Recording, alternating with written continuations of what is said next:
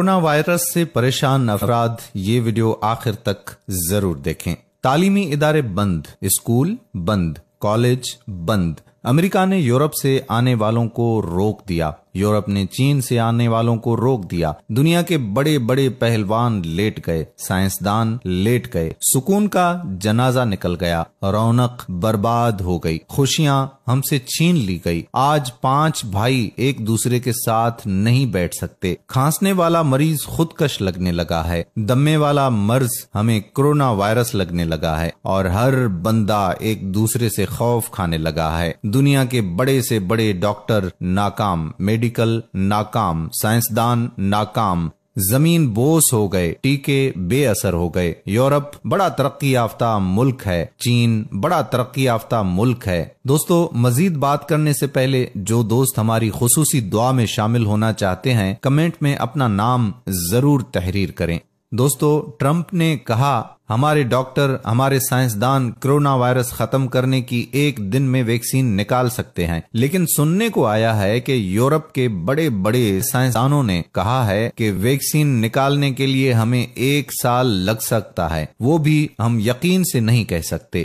ہائے، موت کے سائے منڈلانے لگے، اللہ کا خوف بالکل ہی نہ رہا۔ ایک انجانے خوف نے پوری دنیا کو اپنی لپیٹ میں لے لیا، پوری دنیا کو اپنی حراست میں لے لیا، اور پوری دنیا کو خوف زدہ کر کے رکھ دیا۔ میرے بھائیوں اور میری محترم بہنوں، موت برحق ہے، موت برحق ہے۔ جس نے وائرس سے مرنا ہے وہ کہیں بھی چلا جائے، اس نے وائرس سے ہی مرنا ہوگا، کیونکہ پیدا ہونے سے پہلے اس کی موت لکھ دی گئی تھی۔ میں کہنا یہ چاہتا ہوں، مسلمان، یہودی تو ڈرے، کافر تو ڈرے، مشرک تو ڈرے، اے مسلمان، اگر تو بھی ڈرے گا تو پھر اللہ پر بھروسہ کون کرے گا؟ اگر تو بھی اس وائرس سے ڈر گیا، کافر تو ویسے ہی ڈرتا ہے، مشرک تو ویسے ہی ڈرتا ہے، یہودی تو ویسے ہی ڈر گیا ہے، اگر تو بھی ڈر جائے گا پھر بتاؤ تو صحیح، میرے اللہ پر بھروسہ کون کرے گا؟ الحمدللہ، ہمارا یقین ہے جو خدا رات کو درختوں کی ٹخنیوں پر بیٹھے پرندے کو نیند سے گرنے نہیں دیتا،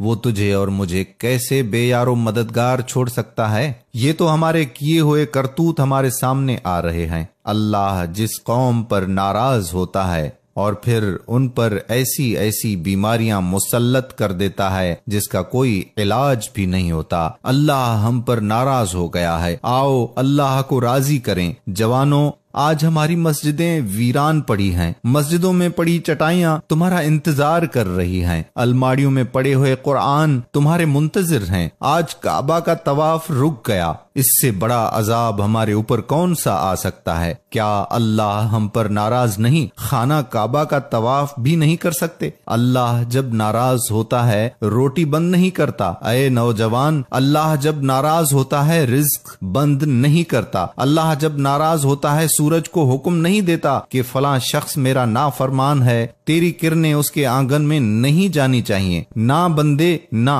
اللہ جب ناراض ہوتا ہے تو سجدوں کی توفیق چھین لیتا ہے۔ آج خانہ کعبہ کا طواف رک گیا ہے، بتائیں سجدوں کی توفیق اللہ پاک نے چھین نہیں لی ہے ہم سے؟ اللہ سخت ناراض ہو گیا ہے۔ اللہ جس قوم پر ناراض ہوتا ہے تو بے موسمی بارش دیتا ہے۔ آج ہماری فصلیں بالکل تیار ہیں، لیکن پھر بھی بارش نہیں رک پا رہی، تو فصلیں اجڑ رہی ہیں، فصلیں برباد ہو گئی ہیں۔ اوپر سے ایسی بیماری ہم پر لاحق ہو گئی کہ جس بیماری نے ہمیں خوف و حراست میں لے لیا، جس کا کوئی علاج نہیں ہے، اور آج ہم سارے مل کر اللہ سے ایک پکی توبہ کرتے ہیں، یا اللہ، آج کے بعد ہم تمہیں ناراض نہیں کریں گے، آج کے بعد ہم تیرے رسول صلی اللہ علیہ وآلہ وسلم کو بھی ناراض نہیں کریں گے۔ آج سے ہم پکی توبہ کرتے ہیں، اس بیماری سے ہمیں بچا، اپنے عذاب سے ہمیں بچا، آمین ثم آمین۔ اے اللہ پاک، جن جن لوگوں نے دعاؤں کے لیے درخواست کی ہے، ہماری دعا ہے کہ اے اللہ پاک سب کی خیر فرما،